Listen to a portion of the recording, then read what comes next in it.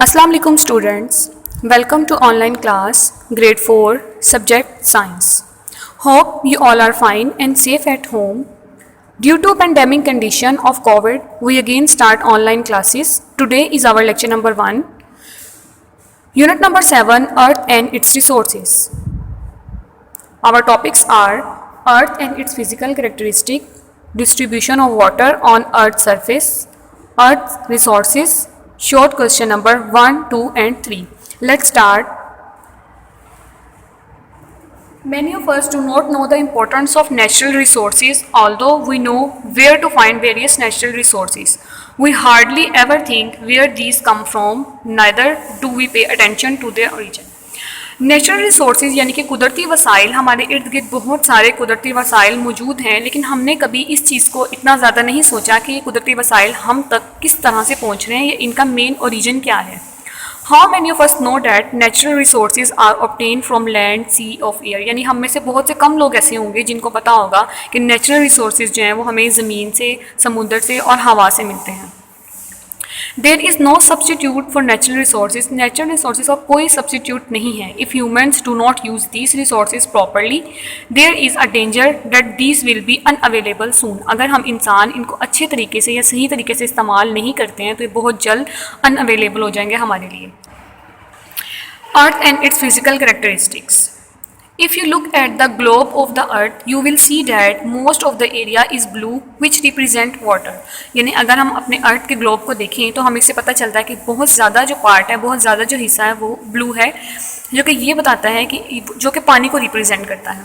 You will see a small area that is green और खाकी, which indicates dry land. यानी कि बहुत कम एरिया है जिसमें आप ग्रीन या खाकी कलर देखेंगे. खाकी कलर रिप्रेजेंट कर रहा है खुश्क ज़मीन को और ग्रीन कलर रिप्रेजेंट करता है जिसमें प्लांट्स वगैरह आ जाते हैं या ग्रीन लैंड आ जाती है. The earth surface consist of land and water.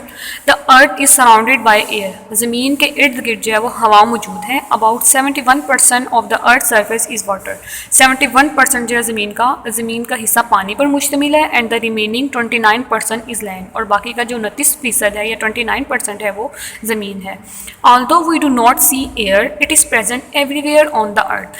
हवा जो है वो ज़मीन के इर्द गिर्द हर जगह मौजूद है, लेकिन हम उसको देख नहीं सकते. Air is present even in soil and water. ज़मीन और पानी में भी हवा मौजूद होती है. Distribution of water on earth surface.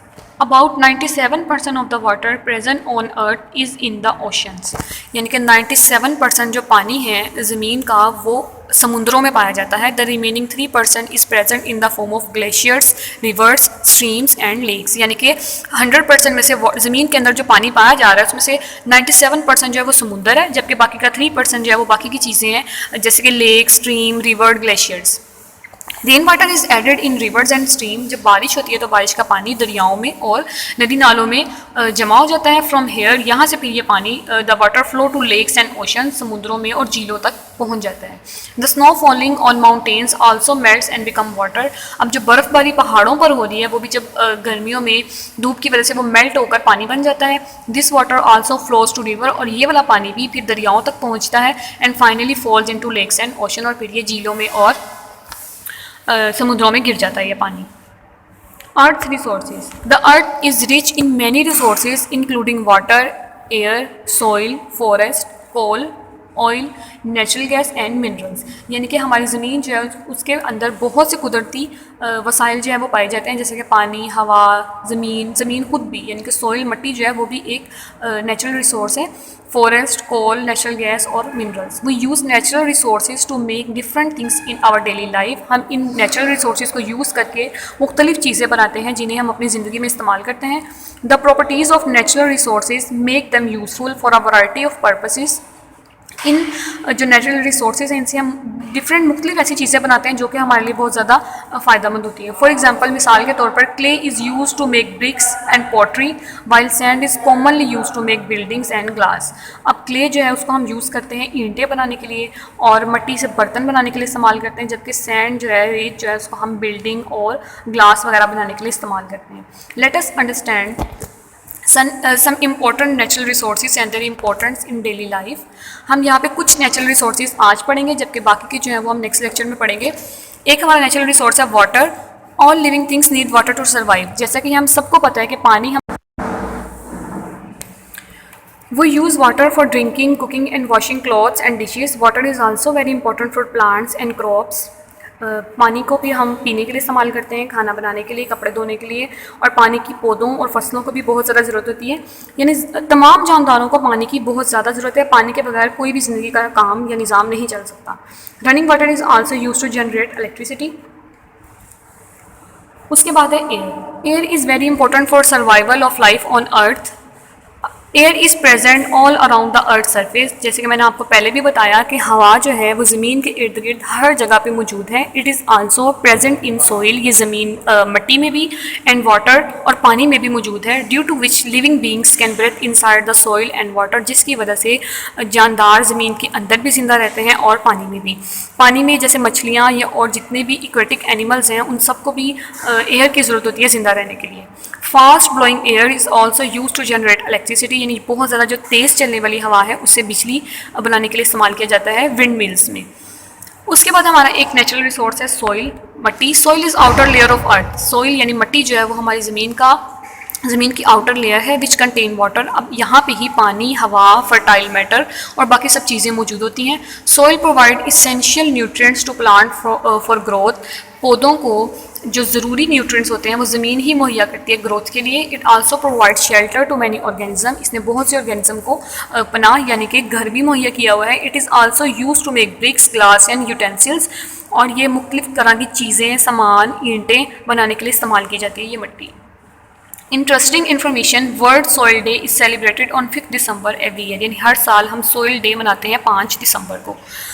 उसके बाद एक नेचुरल रिसोर्स है forest. The part of the earth that is completely covered with trees is called a forest, यानी कि ज़मीन का वो हिस्सा जो कि मुकम्मल तौर पर दरख्तों से घिरा हुआ है उसे हम फॉरेस्ट बोलते हैं, यानी कि जंगल।